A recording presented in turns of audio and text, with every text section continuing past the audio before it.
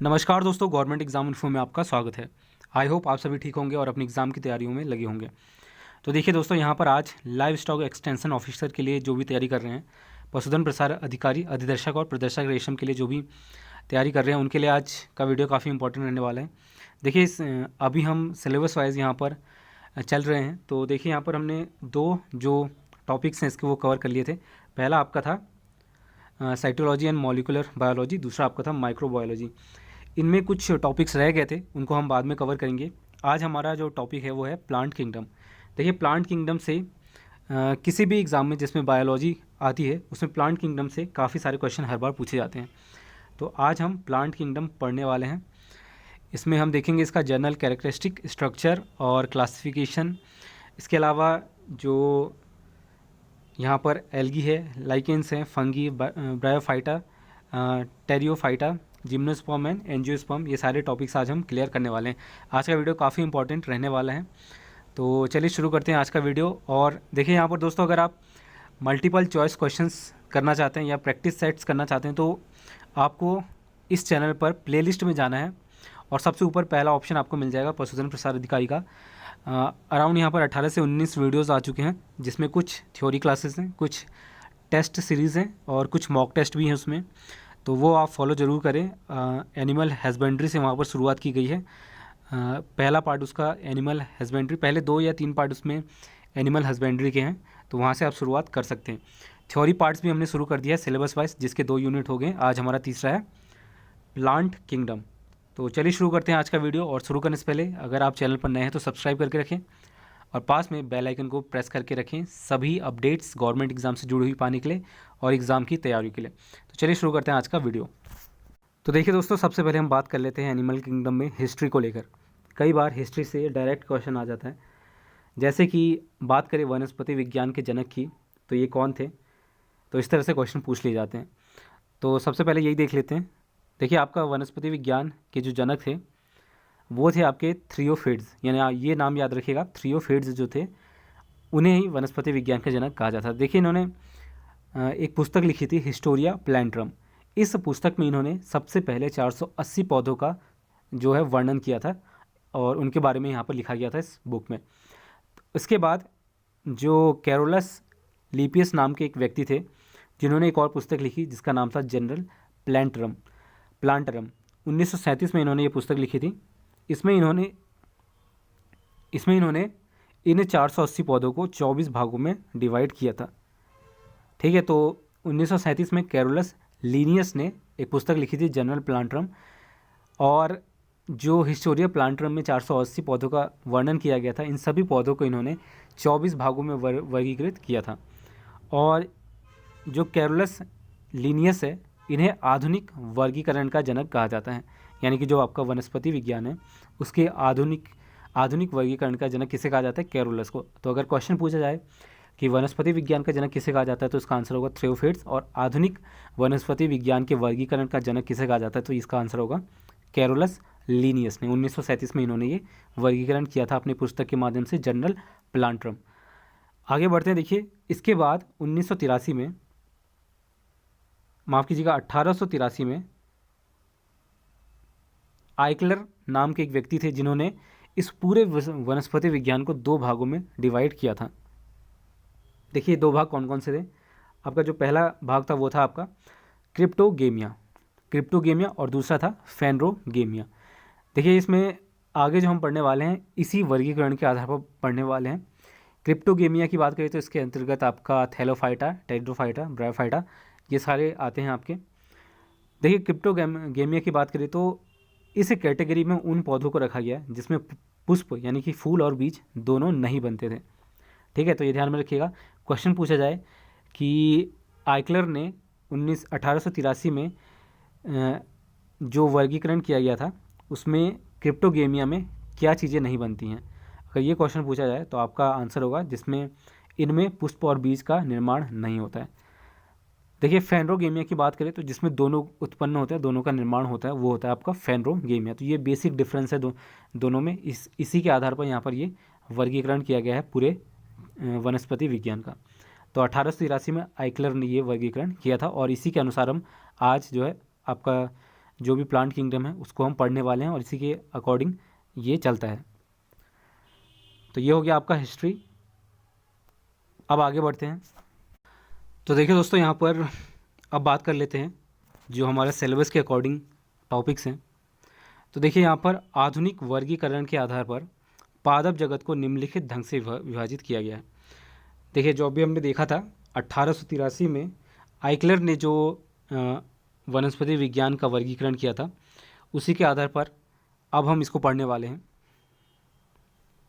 तो देखिए जो आपका प्लांट किंगडम है, इसमें लगभग 3.5 लाख जो आपके प्लांट्स हैं उसको शामिल किया गया है अभी तक, यानी कि और भी अधिक हो सकते हैं। देखिए वर्गीकरण की बात करें तो जो प्लांट किंगडम है वो 3 तरीक़ों से वर्गीकृत होता है। पहला होता है आपका थैलोफाइटा, दूसरा है आपका ब्रायोफाइटा, तीसरा है आपका ट्रैकियोफाइटा। ये जो आपका तीसरा है ये भी 3 तरीके से विभाजित होता है, जिसमें पहला है आपका टेरिडोफाइटा, दूसरा है अनावृत बीजी और तीसरा है आवृत बीजी। ठीक है, इसके बाद ये जो आपका टेरियोफाइटा में तीसरा जो वर्गीकरण किया गया है आवृत बीजी, ये भी 2 भागों में विभाजित रहता है, एक बीजपत्री और द्विबीजपत्री। तो अब हम एक एक करके इसके अंतर्गत जो भी इम्पोर्टेंट पॉइंट्स है उसको डिस्कस करने वाले हैं। तो सबसे पहले हम पढ़ेंगे थैलोफाइटा को। तो थैलोफाइटा को शुरू करते हैं। तो आगे बढ़ते हैं, बात कर लेते हैं थैलोफाइटा की, जो सबसे पहला क्लासिफिकेशन है इसमें। तो थैलोफाइटा की बात करते हैं।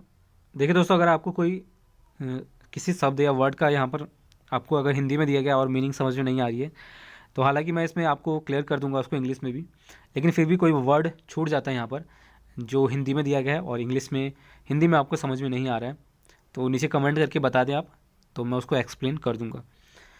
थैलोफाइटा की बात करें यहाँ पर, तो इसके अंतर्गत मुख्य रूप से विभिन्न प्रकार के शैवाल, एल्गी, कवक यानी कि फंगी और जीवाणु यानी कि बैक्टीरिया, ये सभी आते हैं आपके थैलोफाइटा के अंतर्गत। ठीक है, आपने देखा होगा शैवाल, कवक और बैक्टीरिया, तो इसके अंतर्गत ये तीनों ही आते हैं आपके थैलोफाइटा के अंतर्गत। देखिए इसके बाद बात कर लेते हैं इसकी जो विशेषता है उसकी। तो देखिए सबसे पहला पॉइंट यहाँ पर, जो थैलोफाइटा होते हैं इनका जो शरीर होता है उसमें ना जड़ होता है, ना तना होता है और ना ही पत्तियाँ होती हैं। जैसे कि आपने शैवाल देखा होगा तो इसमें ना जड़ होती है, ना तना होता है, ना ही पत्तियाँ होती हैं। तो ये ध्यान में रखिएगा, यह है इसका पहला पॉइंट। दूसरा आपका, ये एक थैलस के रूप में रहते हैं और इसीलिए इसका नाम दिया गया है थैलोफाइटा, ये दूसरा पॉइंट है। इसके अलावा जो इम्पॉर्टेंट बात है वो ये है कि इसमें संवहनीय ऊतक नहीं पाए जाते हैं। अब जिसको संवहनीय ऊतक का इंग्लिश हिंदी में समझ में नहीं आ रहा है, तो इसको इंग्लिश में कहते हैं वेस्कुलर टिश्यू। तो ये ध्यान में रखिएगा, इसमें संवहनीय ऊतक नहीं पाए जाते हैं। देखिए संवहनीय या फिर इसे तरल ऊतक भी कहते हैं, और इसका जो मैट्रिक्स होता है वो लिक्विड होता है यानी कि तरल रहता है, जिसे प्लाज्मा कहते हैं। और रक्त का इसका पूरे रक्त का 7% होता है। कहने का मतलब ये है कि जो हमारा शरीर है उसमें जो पूरा रक्त है, रक्त के भार का, शरीर में पूरे रक्त के भार का 7% रहता है आपका संवहनीय तरल ऊतक। इसका मैट्रिक्स तरल होता है और ये पूरा 7% के आसपास रहता है यहाँ पर हमारे शरीर में। तो ये हो गया आपका थैलोफाइटा। इसके जो प्रमुख विशेष यहाँ पर पॉइंट्स है वो मैंने आपको बता दिए। थैलोफाइटा के शरीर में जड़ नहीं होता है, तना नहीं होती, पत्तियाँ नहीं होती हैं, ये थैलस के रूप में रहता है और ये इसमें संवहनीय ऊतक नहीं पाए जाते हैं। ये 3 पॉइंट इसके इंपॉर्टेंट हैं, ये ध्यान में रखिएगा। चलिए आगे बढ़ते हैं, बात कर लेते हैं शैवाल की। तो देखिए यहाँ पर शैवाल की बात करें तो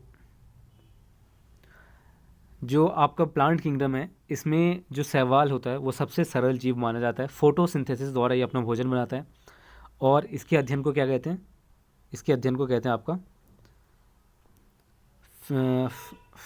फाइकोलॉजी। तो ये ध्यान में रखिएगा, फाइकोलॉजी कहते हैं इसको, इसके अध्ययन को।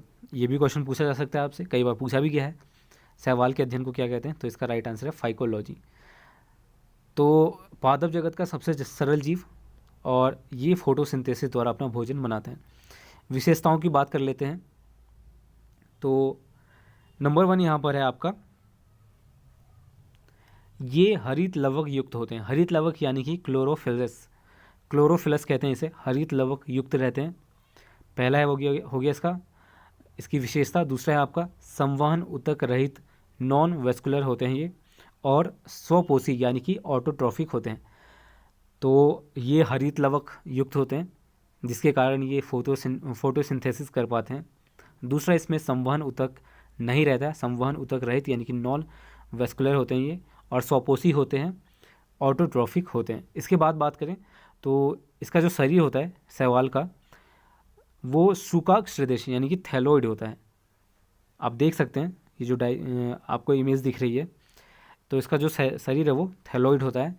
कुछ शैवालों में गति करने के लिए फ्लैक्सिला पाए जाते हैं, कुछ शैवालों में गति करने के लिए फ्लैक्सिला पाए जाते हैं। तो क्वेश्चन पूछा जाए कि कुछ शैवालों में गति करने के लिए क्या क्या पाया जाता है, तो कुछ ऑप्शन आपको दे दिया है, उसमें अगर फ्लैक्सिला है तो आपका आंसर होगा फ्लैक्सिला। तो ये हो गया आपका सवाल। इसके अलावा एक और बात, बर्फ़ पर पाए जाने वाले जो होते हैं उसे कहते हैं क्रिप्टोफाइट्स, यानी कि बर्फ़ में जो शैवाल पाए जाते हैं उसे कहते हैं क्रिप्टोफाइट्स। दूसरा, जो चट्टानों पर पाए जाते हैं उसे कहते हैं आपका लिथोफाइट्स। ये चट्टानों पे पाए जाते हैं, लिथोफाइट्स कहते हैं उन्हें। जो बर्फ़ में पाए जाते हैं उसे कहते हैं क्रिप्टोफाइट्स। तो ये क्वेश्चन भी पूछा जा सकता है, बर्फ़ में पाए जाने वाले शैवालों को क्या कहते हैं। आगे बढ़ते हैं। देखिए, इसके बाद जो शैवाल है उसके प्रमुख लक्षण क्या होते हैं, यानी कि उसकी बनावट क्या है, उसकी बात कर लेते हैं। तो देखिए, जो शैवाल है उसका जो सेल होता है उसका जो आपका सेल वॉल, जिसे हिंदी में कहते हैं कोशिका भित्ति, तो जो सेल वॉल बना होता है वो आपका बना होता है सेलुलोज से। ठीक, ये हो गया आपका इसका पहला पॉइंट। दूसरा, शैवाल में भोज्य पदार्थ का संचय मंड यानी कि स्टार्च के रूप में होता है। भोज्य पदार्थ यानी कि जो इसका फूड मटेरियल है वो यहाँ पर मंड यानी कि स्टार्च के रूप में संग्रहित रहता है। तो ये इंपॉर्टेंट पॉइंट है, क्वेश्चन आ सकता है कि जो शैवाल है उसमें भोज्य पदार्थ किस रूप में संचित रहता है। तो आंसर होगा इसका स्टार्च। ठीक है, अब अगला पॉइंट बात करें तो जननांग की बात करें तो ये यूनिसेलुलर होता है शैवालों में, और निषेचन यानी कि फर्टिलाइजेशन के बाद इसमें भ्रूण नहीं बनता है। ये अगला पॉइंट है, तो ध्यान में रखिएगा, जननांग यूनिसेलुलर होता है और निषेचन यानी कि फर्टिलाइजेशन के बाद भ्रूण इसमें नहीं बनता है, एम्ब्रियो इसमें नहीं बनता है। तो ये हो गया अगला पॉइंट। इसके बाद बात करें तो जो अधिकांश जो शैवाल होते हैं वो जलीय होते हैं यानी कि पानी में रहते हैं। ये ध्यान में रखिएगा, जो शैवाल है वो खारे पानी में भी रह सकता है और मीठे पानी, ये दोनों में ही रह सकता है। तो ये हो गया आपका फोर्थ पॉइंट। पाँचवीं की बात करें तो 3 प्रकार के वर्णक इसमें होते हैं।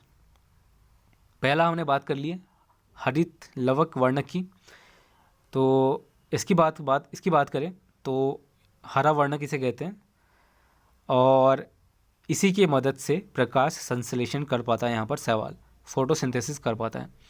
इसके अलावा दूसरा है आपका रेडोफाइसी। रेडोफाइसी की बात करें तो ये लाल रंग का होता है लवक वर्णक, और तीसरा है आपका फियोफाइसी। फियोफाइसी भूरे रंग का होता है। तो क्वेश्चन पूछा जाए कि जो शैवाल है इसमें कितने प्रकार के वर्णक होते हैं, तो 3 प्रकार के होते हैं। आपका पहला हरा वर्णक, लाल वर्णक और ब्राउन भूरा वर्णक। तो ये 3 तरह के वर्णक होते हैं, जिसमें क्लोरोफिल की बात करें तो ये आपका फोटोसिंथेसिस के लिए इसमें हेल्प करता है। आगे बढ़ते हैं इसमें। देखिए, इसके बाद आता है आपका जो शैवाल है इसमें प्रजनन किस तरह से होते हैं। तो प्रजनन की बात करें आपका तो ये 3 तरीके से होता है। पहला है आपका जो पहला है प्रजनन का प्रकार, वो है आपका कायिक प्रजनन यानी कि वेजिटेटिव। तो कायिक प्रजनन की बात करें तो प्रजनन की क्रिया खंडन द्वारा, हार्मोगोन द्वारा, प्रोटोनिमा द्वारा या फिर एकिनेट्स द्वारा, इन सभी द्वारा यहाँ पर ये प्रजनन होता है, कायिक प्रजनन, वेजिटेटिव प्रजनन। दूसरा है आपका अलैंगिक, असेक्सुअल रिप्रोडक्शन। अलैंगिक प्रजनन की बात करें तो चल बीजाणु द्वारा होता है, अचल बीजाणु द्वारा भी होता है। हाइपोनोस्पोरस और जूस्पोरस और एप्लास्नोपोरस, इन तरीक़ों से यहाँ पर जो आपका रिप्रोडक्शन होता है ये होता है। इसके बाद बात करें आपका लैंगिक यानी कि सेक्सुअल रिप्रोडक्शन की, तो ये आपका समयुग्मक यानी कि आइसोगेमस, विषम युग्मक यानी कि एनिसोगेमस, और अंडयुग्म यानी कि ओगेमस द्वारा ये रिप्रोडक्शन होता है। तो प्रजनन की बात करें तो ये आपका 3 तरीके से होता है, कायिक प्रजनन, अलैंगिक प्रजनन, लैंगिक प्रजनन, वेजिटेटिव, असेक्सुअल एंड सेक्सुअल। तो ये नाम याद रखिएगा, 3 तरह से यहाँ पर इसमें प्रजनन होता है। 3 प्रकार के ही वर्णक भी इसमें होते हैं जो अभी हमने बात कर ली है, लाल, हरा और भूरा। अब बात कर लेते हैं शैवालों की इकोनॉमिक इम्पोर्टेंस क्या है। कई बार इससे भी क्वेश्चन पूछ लिया जाता है। तो देखिए शैवाल, इसमें कई सवाल ऐसे होते हैं जो लाभदायक होते हैं, कुछ नहीं होते हैं। जैसे लाभदायक सवालों की बात करते हैं सबसे पहले, तो देखिए इसमें सबसे पहला आपका कई सवाल ऐसे होते हैं जिसे भोजन के रूप में भी उपयोग में लाया जाता है। फॉर एग्जांपल उल्वा, हिंदी में इसे कहते हैं अलवा। अलवा नामक का जो सवाल है, इसे सैलड के रूप में इस्तेमाल किया जाता है। जो जैपनीज़ लोग हैं वो इसे सैलड के रूप में इस्तेमाल करते हैं भोजन में, यानी कि फूड के तौर पर। दूसरा, चीन में भी इसका इस्तेमाल किया जाता है, और चीन में जिस सवाल का इस्तेमाल किया जाता है उसे कहते हैं नॉस्टॉक, NOSTOC। तो ये इसको डायरेक्टली भोजन के रूप में इस्तेमाल करते हैं चीन के लोग। इसके अलावा स्कॉटलैंड की बात करें तो स्कॉटलैंड में भी कुछ सवाल ऐसे हैं जिसका इस्तेमाल किया जाता है, लेकिन ये भोजन के रूप में नहीं बल्कि टोबैको के रूप में इस्तेमाल किया जाता है। हालांकि टोबैको को लाभदायक कहीं से भी नहीं कहा जा सकता है। तो ये हो गया आपका। इंडिया की बात करें तो इंडिया में अम्लिकस नामक जो शैवाल है उसे खाने के रूप में कई जगह प्रयोग किया जाता है। और कोंड्रस एक और शैवाल है जिसे कहते हैं कोंड्रस, और इस शैवाल का जो उपयोग किया जाता है वो होता है आपका चॉकलेट बनाने के लिए इमल्सिफाइंग कारक के रूप में। तो देखिए ये भोजन के रूप में कुछ शैवाल हैं जिसका लाभ उठाया जाता है। जैसे कि अभी बात करिए अल्वा की, नॉस्टैक की। स्कॉटलैंड में इसको टोबैको के रूप में भी खाया जाता है।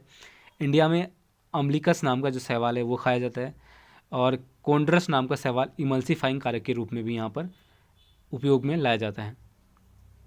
इसके बाद बात करें तो जो शैवाल है वो व्यवसाय के रूप में भी इस्तेमाल किया जा सकता है।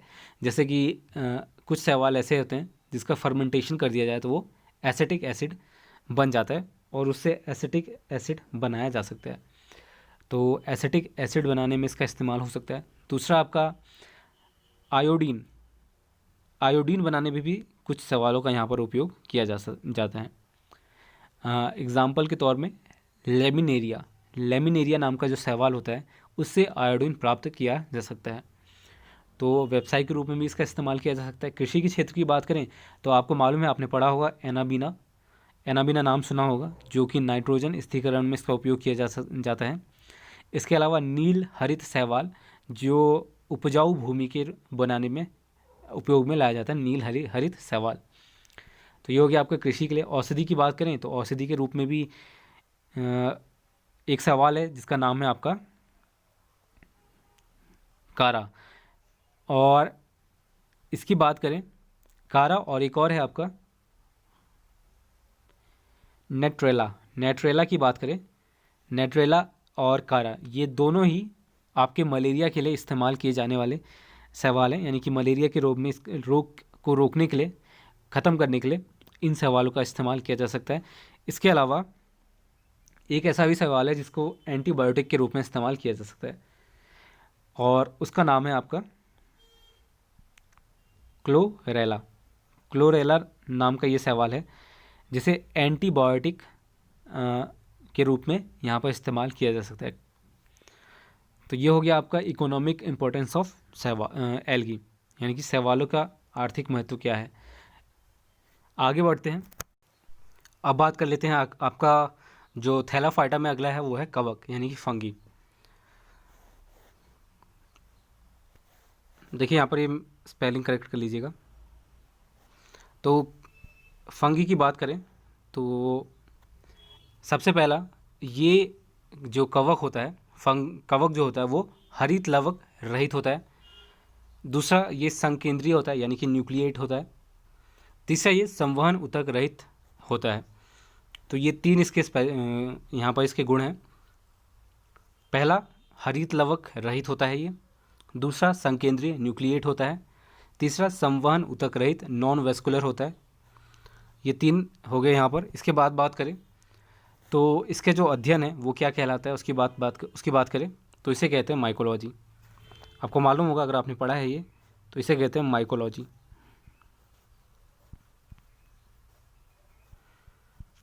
तो ये हो गया आपका। कुछ और गुण की बात करें इसमें तो देखिए, सबसे पहला यहाँ पर पर्णहरित विहीन होने के कारण स्वयं भोजन नहीं बना पाता है। जैसा कि कहा, इसमें हरित लवक नहीं होते हैं, तो इसी के कारण ये अपना भोजन नहीं बना पाता है। इसीलिए इसे विविध पोषी कहते हैं।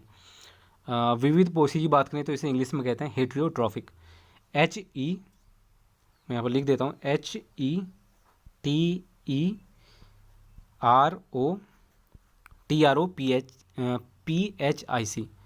ठीक है, तो ये स्पेलिंग लिख लीजिए, आप नोट कर लीजिए। तो इसे कहते हैं विविध पोषी, क्योंकि ये स्वयं अपना भोजन नहीं बना पाता है। और क्यों नहीं बना पाता है? क्योंकि इसमें हरित लवक नहीं होते हैं। दूसरा, इसमें भोजन ग्लाइकोजन के रूप में रहता है। तो ये क्वेश्चन पूछा जाए कि जो फंगी है, कवक है, उसमें भोजन किस रूप में रहता है, तो ये रहता है आपका ग्लाइकोजन।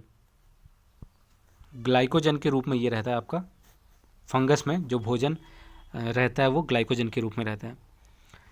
इसके अलावा जो आपका शैवाल था, उसमें जो शैवाल बना होता है वो सेलुलोज का बना होता है, जबकि कवक की बात करें तो इसका जो शैवाल है वो आपका बना होता है काइटिन। तो काइटिन से बना होता है इस कवक के शैवाल। सेल का शैवाल काइटिन से बना होता है कवक के। आगे बढ़ते हैं। देखिए, कवक को यहाँ पर 3 तरह से डिवाइड किया गया है, और ये जो डिवाइड किया गया है वो यहाँ पर पोषण के आधार पर किया गया है, न्यूट्रिशन के आधार पर ये डिवाइड किया गया है। यानी कि न्यूट्रिशन अपना कैसे लेते हैं, इस आधार पर इसको डिवाइड किया गया है। तो मैं बता देता हूँ आपको। सबसे पहला जो इसको डिवाइड किया गया है वो है आपका सहजीवी। सहजीवी इंग्लिश में इसे कहते हैं सिम्बायोटिक। सहजीवी, सिम्बायोटिक। तो इंग्लिश में कहते हैं इसे सिम्बायोटिक और हिंदी में कहते हैं सहजीवी। और कुछ कवक ऐसे होते हैं जो सिम्बायोटिक होते हैं, ये दूसरे पौधों के साथ साथ उगते हैं और एक दूसरे को मदद करते हैं, लाभ पहुंचाते हैं और अपना पोषण करते हैं। जैसे कि लाइकेन, इसको भी हम आगे देखेंगे लाइकेन के बारे में कि क्या होता है। तो जैसे कि लाइकेन की मदद से कवक जो है एक दूसरे की मदद करते हैं और अपना पोषण करते हैं। इस तरह के जो कवक होते हैं उसे कहते हैं सिम्बायोटिक। दूसरा है आपका परिजीवी। परिजीवी यानी कि पैरासाइट। पैरासाइट की बात करें तो ये जो कवक होते हैं वो जंतु और पौधों के जीवित ऊतकों से भोजन प्राप्त करते हैं।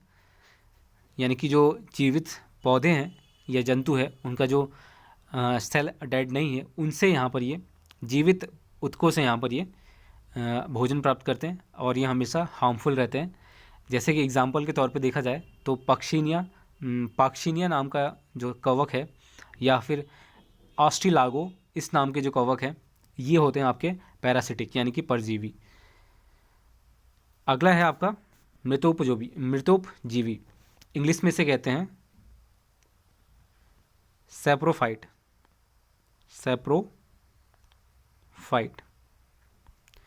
तो इंग्लिश में कहते हैं इसे सैप्रोफाइट, हिंदी में कहते हैं मृतोपजीवी।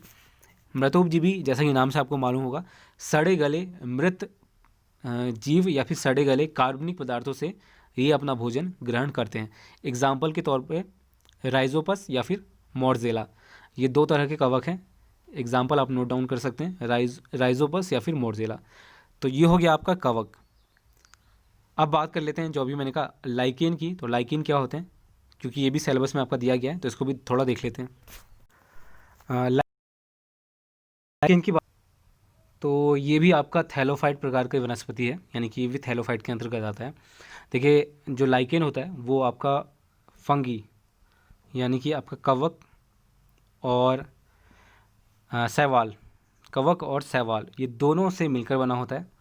जो अभी हमने देखा था सिम्बायोटिक में, ये इनकी मदद से अपना पोषण करते हैं। जो सिम्बायोटिक जो हमने अभी देखा कवक में, जो पोषण के आधार पर 3 तरीके से वर्गीकृत किया गया था पर सहजीवी, तो लाइकेन का उपयोग यहाँ पर इसके तौर पर किया जाता है। जो कवक है वो इसका इस्तेमाल करते हैं, और ये दोनों तरीके से दोनों को मिलकर बना होता है, फंगिस और शैवाल।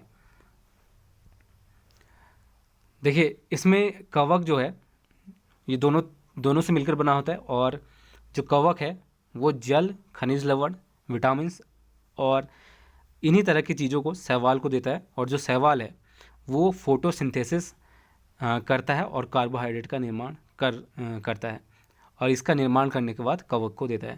तो देखिए जो कवक का काम है लाइकेन में वो है खनिज लवण, विटामिन्स और जल देना शैवाल को।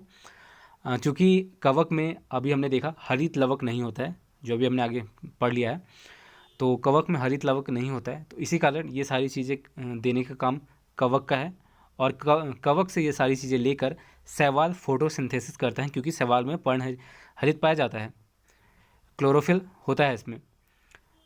तो और फोटोसिंथेसिस करने के बाद शैवाल कार्बोहाइड्रेट बनाता है और फिर कवक को देता है, और इस तरह से सहजीवी संबंध को कहते हैं यहाँ पर हेलोस्टिन, हेलोस्टीन कहते हैं इसको। स्पेलिंग में बता देता हूँ इसकी, HELO, हेलोस्टिन। तो इसे कहते हैं, इस तरह से जो पोषण होता है उसे कहते हैं सहजीवी संबंध, कहते हैं हिंदी में, हेलोस्टीन कहते हैं इसे इंग्लिश में। देखिए आकार और संरचना के आधार पर इसे भी 3 तरीके से डिवाइड किया गया है। पहला है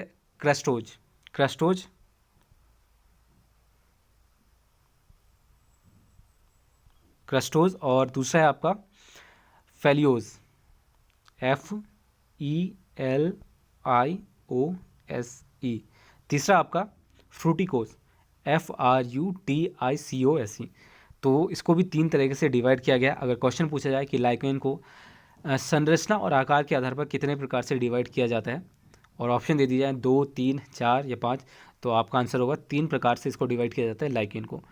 इसके अलावा ये भी पूछा जा सकता है कि जो लाइकेन है वो किसके अंतर्गत आता है, थैलोफाइट के अंतर्गत आता है, ब्रायोफाइट के अंतर्गत आता है, या फिर टेरिडोफाइट के अंतर्गत आता है। तो इसका राइट आंसर है थैलोफाइट के अंतर्गत लाइकेन आता है, और ये फंगिस और एल्गी दोनों से मिलकर बना होता है। तो ये हो गया इसके इंपॉर्टेंट पॉइंट्स। आगे बढ़ते हैं। अब बात कर लेते हैं आपका ब्रायोफाइटा। देखिए जो अभी हमने देखा प्लांट किंगडम में 3 तरीक़ों से वर्गीकरण हुआ है, जिसमें हमने थैलोफाइटा को देख लिया अभी, इसमें हमने सारी चीज़ें देख ली हैं, इंपॉर्टेंट पॉइंट्स डिस्कस कर लिए। अब बात कर लेते हैं आपका ब्रायोफाइटा की। देखिए ब्रायोफाइटा की बात करें तो देखिए ब्रायोफाइटा एम्ब्रियो बनाने वाले पौधों का सबसे प्रिमिटिव यानी कि आदि समूह होता है। क्वालिटीज़ की बात करें, गुण की बात करें इसकी, तो गुणों में इसका सबसे पहला है कि इसमें वेस्कुलर टिश्यूज़ नहीं होते हैं, यानी कि संवहन ऊतक इसमें नहीं पाए जाते हैं। दूसरा, ये पौधे स्थलीय होते हैं, यानी कि टेरेस्ट्रियल होते हैं, ये है इसका दूसरा क्वालिटी। तीसरा यहाँ पर कि ये जो ब्रायोफाइटा के अंतर्गत जितने भी पौधे आते हैं, जितने भी प्लांट्स आते हैं, वो नमी वाले यानी कि मॉइस्ट प्लेसेस पर यहाँ पर ये उगते हैं, यानी इसके लिए नमी की आवश्यकता पड़ती है ब्रायोफाइटा के अंतर्गत जितने भी पौधे आते हैं। देखिए वनस्पति विज्ञान में कुछ साइंटिस्ट इसको एम्फिया वर्ग भी कहते हैं, यानी कि एम्फिया वर्ग के नाम से जाना जाता है इन पौधों को, यानी कि इस वर्ग में ब्रायोफाइटा को रखा गया है, एम्फिया वर्ग। तो ये क्वेश्चन भी पूछा जा सकता है, एम्फिया वर्ग में ब्रायोफाइटा को रखा गया है, यानी कि इसे देखा जाए तो इसे कहते हैं वनस्पति विज्ञान का एम्फिया वर्ग। इसके अंतर्गत जितने भी पौधे आते हैं वो होता है यहाँ पर एम्फिया वर्ग। देखिए इस वर्ग का सबसे बड़ा पौधा होता है वो होता है आपका डॉसोनिया कहते हैं इसे। तो ये इस ग्रुप का, इस वर्ग का सबसे बड़ा पौधा होता है, और जो सबसे मेन पौधा होता है, मुख्य पौधा होता है, उसे कहते हैं युग्म कोदभिद, हिंदी में कहते हैं युग्म कोदभिद। इंग्लिश में आपको बता देता हूँ मैं, इंग्लिश में इसे कहते हैं गेंटोफाइट। स्पेलिंग लिख देता हूँ ताकि आप समझ जाएं, गेंटोफाइट। तो यह इसकी स्पेलिंग GANETOPHYT। तो ये इसे इंग्लिश में कहते हैं, यानी कि ये सबसे मुख्य पौधा है। ये क्वेश्चन आ सकता है आपका, ब्रायोफाइटा के अंतर्गत जो सबसे मुख्य पौधा है वो कौन सा है। तो और जो सबसे बड़ा पौधा है ये भी क्वेश्चन आ सकता है, जो भी देख लिया हमने। डॉसोनिया सबसे बड़ा पौधा होता है इस वर्ग के अंतर्गत, और युग्म कोदभिद हिंदी में, और जेनोटोफाइट इसे कहते हैं इंग्लिश में ये सबसे मुख्य पौधा होता है। इसमें मूलाभासों को छोड़कर शेष भाग में हरित लवक होते हैं, इसी कारण ये स्वपोषी हैं। तो ये भी ध्यान रखिएगा। क्वेश्चन पूछा जाए कि जेनोटोफाइट में किस भाग को छोड़कर हर भाग में हरित लवक पाए जाते हैं, इस तरह से क्वेश्चन बनाया जा सकता है। तो इसका आंसर होगा आपका मूलाभासों यानी कि रूट्स को छोड़कर हर जगह यहाँ पर हरित लवक पाए जाते हैं, इसी कारण ये आपके स्वपोषी होते हैं। चलिए आगे बढ़ते हैं। प्लांट किंगडम में आखिरी हमारा है ट्रैकियोफाइटा। तो अब इसको देख लेते हैं। ट्रैकियोफाइटा की बात करें तो जैसा कि अभी हमने देखा था, ये 3 तरीके से कैटेगराइज रहता है। पहला है आपका टेरिडोफाइटा, दूसरा है अनावृत बीजी, तीसरा है आपका आवृत बीजी, जिम्नोस्पर्म और एंजियोस्पर्म। देखिए ट्रैकियोफाइटा की बात करें तो इसमें उन पौधों को रखा जाता है जिसमें संवहनी ऊतक पाए जाते हैं। देखिए अभी तक जो हमने देखा था उसमें संवहनी ऊतक नहीं पाए जाते थे, तो ये ध्यान में रखिएगा। ट्रैकियोफाइटा में वस्कुलर टिश्यूज़ यानी कि संवहनी ऊतक पाए जाते हैं। तो ये हो गया इसके एक डिफरेंस पॉइंट हो गया इसका। और 3 कैटेगरी में डिवाइड है, ये मैंने आपको बता दिया। तो चलिए एक एक करके इसको देख लेते हैं। सबसे पहले बात कर लेते हैं आपका टेरिडोफाइटा की। टेरिडोफाइटा की बात करें तो इसमें उन पौधों को रखा गया है जो क्रिप्टोगेमस हैं। इसमें क्रिप्टोगेमस पादपों को रखा गया, पौधों को रखा गया।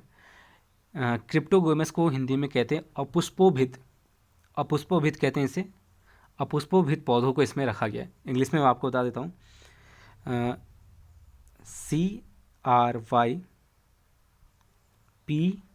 क्रिप्टोगेमस, तो ये कहते हैं इसे इंग्लिश में। और इन्हीं पौधों को यहाँ पर रखा गया है इसके अंतर्गत। तो ये ध्यान में रखिएगा। ये पूछा जा सकता है आपसे कि जो टेरिडोफाइटा इसमें किस तरह के पौधों को रखा गया है, तो इसका राइट आंसर होगा आपका क्रिप्टोगेमस। देखिए यहाँ पर इसके अलावा बात करें तो जो आपका टेरिडोफाइटा है उसके अंतर्गत जो जैसा कि हमने पढ़ा था अभी, ट्रैकियोफाइटा में संवहनी ऊतक पाए जाते हैं। और इसी के अंतर्गत यहाँ पर जो आपका ट्राइडोफाइटा है उसमें जो आपके जल हैं और खनिज लवण हैं उसके संवहन के लिए, टेरिडोफाइटा में जल खनिज लवण के संवहन के लिए वस्कुलर टिश्यूज़ पाए जाते हैं।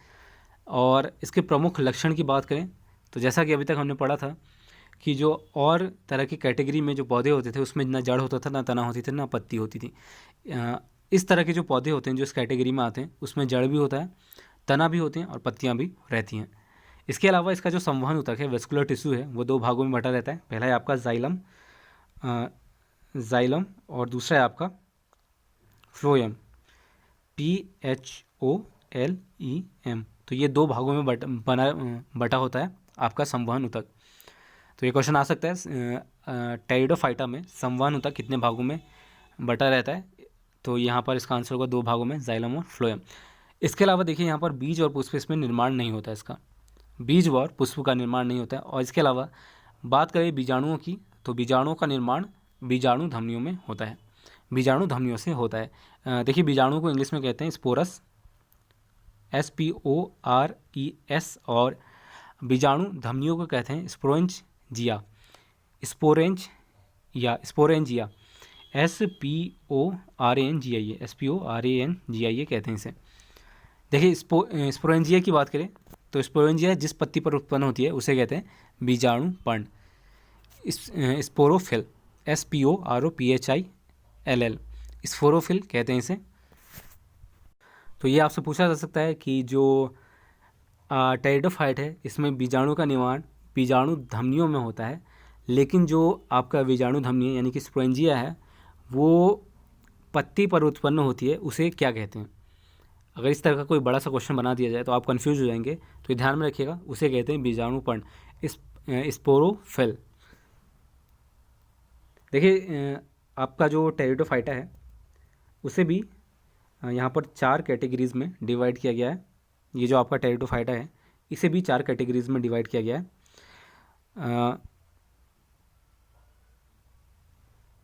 मैं आपको यहाँ पर नाम बता देता हूँ इसके। जो पहला है आपका वो है साइलोप्सिडा, स्पेलिंग बता देता हूँ इसकी, साइलोप्सिडा की, PSILOPSIDA,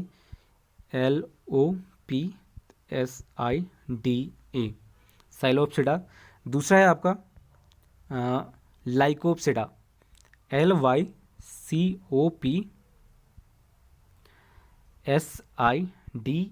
लाइकोप्सिडा। तीसरा है आपका स्पिनोप्सिडा, SPHENOPSID। और इसके बाद जो फोर्थ है आपका टेरोस्पिडा, यानी कि PTEROPSIDA। तो ये 4 तरीके से इसे कैटेगराइज किया गया है। किस आधार पर? उपफाइलम के आधार पर। उपफाइलम के आधार पर जो आपका टेरिडोफाइटा है, टेरिडोफाइटा है, ये जो है आपका टेरिडोफाइटा, इसको 4 आधार पर, उपफाइलम के आधार पर यहाँ पर डिवाइड किया गया। क्वेश्चन यहाँ पर आपका बन सकता है कि जो टेरिडोफाइटा है उसको उपफाइलम के आधार पर कितने भागों में डिवाइड किया गया है, तो इसका आंसर होगा 4। इसके बाद बात करें तो आपका है अनावृत बीजी, यानी कि जिम्नोस्पर्म। देखिए इसके अंतर्गत वे पौधे आते हैं जिनमें नग्न बीज होते हैं, ये ध्यान में रखिएगा, जिसमें नग्न बीज होते हैं, अर्थात कहने का मतलब ये है कि जिसमें जो आपका बीजांड है, इंग्लिश में जिसे कहते हैं ओवलस, आपका जो बीजांड है इंग्लिश में कहते हैं इसे ओवलस, तो जो ये ओवलस है उसके उनसे जो विकसित बीज है वो किसी खोल या फिर फल में बंद नहीं रहते हैं। ठीक है, तो जो आपका बीजांड है वो किसी, उससे जो बीज बनता है वो किसी खोल या फल में बंद नहीं रहता। ये इसका स्पेशलिटी है, ये इसका एक पॉइंट है जो अलग है इसमें। तो ये इसे कहते हैं जिम्नोस्पर्म, जो पौधे नग्न बीज होते हैं जिसमें, और जिसका जो बीजांड है उसमें तथा उनसे जो विकसित बीज हैं उसमें ना खोल होता है और ना ही फल होता है, यानी कि उसके अंदर ये बंद नहीं रहते हैं।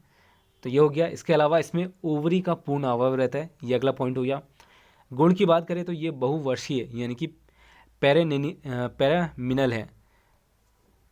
इसके अलावा ये मरुभिद यानी कि जीरोफाइटिक स्वभाव के होते हैं, मरुदभिद हिंदी में कहते हैं। इसके अलावा इसमें स्पष्ट वार्षिक वलय यानी कि एनुअल रिंग इसमें स्पष्ट होता है। बीज में बीजावरण जो अभी हमने बात करी वो नहीं होता है इसमें। इसके अलावा संवहन होता है, इसमें पाए जाते हैं, यानी कि जो वस्कुलर टिश्यूज हैं इसमें पाए जाते हैं। और वायु परागण यानी कि एनिमोफाइली इसमें नहीं होता है, वायु परागण इसमें नहीं होता है, माफ़ कीजिएगा, इसमें वायु परागण होता है, ये ध्यान में रखिएगा। और आज का हमारा आखिरी जो क्लासिफिकेशन है वो है आपका आवर्तबीजी, एंजियोस्पर्म। देखिए इसमें उन पौधों को शामिल किया गया जिसमें बीज सदैव फल के अंदर होते हैं, जबकि जो आपका जिम्नोस्पर्म था उसमें बीज खोल के अंदर या फल के अंदर नहीं रहता है। तो अगर डिफरेंस की बात आए तो ये ध्यान में रखिएगा, ये डिफरेंस होता है इसमें। प्रमुख लक्षण, प्रमुख गुण की बात करें इसमें तो इसमें प्रजनन अंग पुष्प होता है, डबल फर्टिलाइजेशन दृष्टिगत होता है इसमें संवहन तंत्र अति विकसित होता है, ये ध्यान में रखिएगा। तो ये कुछ इसके इंपॉर्टेंट पॉइंट्स हो गए। देखिए ये 2 प्रकार से वर्गीकृत किया गया है। इसमें पहला है आपका एक बीजपत्री और दूसरा द्विबीजपत्री। एक बीजपत्री की बात करें तो जैसा कि नाम से आपको मालूम है कि केवल इसमें एक बीजपत्र होता है।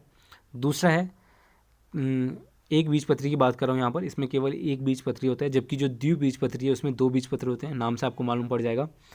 देखिए इसमें एक बीजपत्री की बात करें तो जड़ें अधिक विकसित नहीं होती हैं, और द्विबीजपत्री की बात करें तो जो कैबियम है वो इसमें पाए जाते हैं, कैबियम इसमें पाए जाते हैं, जबकि जो एक बीजपत्री है उसमें संवहन पूल में कैबियन नहीं पाए जाते हैं। तो देखिए ध्यान से सुनिए, यहाँ पर जो संवहन पूल है उसमें कैम्बियन नहीं पाया जाता है एक बीजपत्री में, जबकि जो द्विबीजपत्री है उसमें संवहन पूल में कैबियन पाया जाता है। इसके अलावा द्विबीजपत्री की बात करें तो ये संवहन बंडल, इसका जो संवहन बंडल है वो वलयाकार होता है। तो इसमें से कुछ इस तरह से क्वेश्चन पूछा जाता है, मैं आपको एक बताता हूँ कि जो एक बीजपत्री है उसके संवहन पूल में कैम्बियन पाया जाता है या नहीं, इस तरह से क्वेश्चन पूछा जा सकता है। या फिर ये पूछा जा सकता है कि एंजियोस्पर्म के किस कैटेगरी में, किस वर्गीकरण में संवहन पुल में कैम्बियम पाया जाता है। तो आपको कुछ ऑप्शन दे दिया जाए, उसके साथ एक बीजपत्री और द्विबीजपत्री दे दिया जाए ऑप्शन में, तो आपको इस तरह से क्वेश्चन पूछे जा सकते हैं। तो दोस्तों ये हो गया आज का पूरा कंप्लीट टॉपिक। आई होप आपको इसमें सारी चीज़ें समझ में आई हो। फिर भी अगर आपको कोई डाउट है, कोई वर्ड समझ में नहीं आ रहा है या किसी भी पॉइंट को लेकर दिक्कत है, तो नीचे कमेंट करके ज़रूर बताएं, आपके डाउट को यहाँ पर क्लियर किया जाएगा। तो दोस्तों तब तक के लिए धन्यवाद, आपसे मिलते हैं अगली वीडियो में।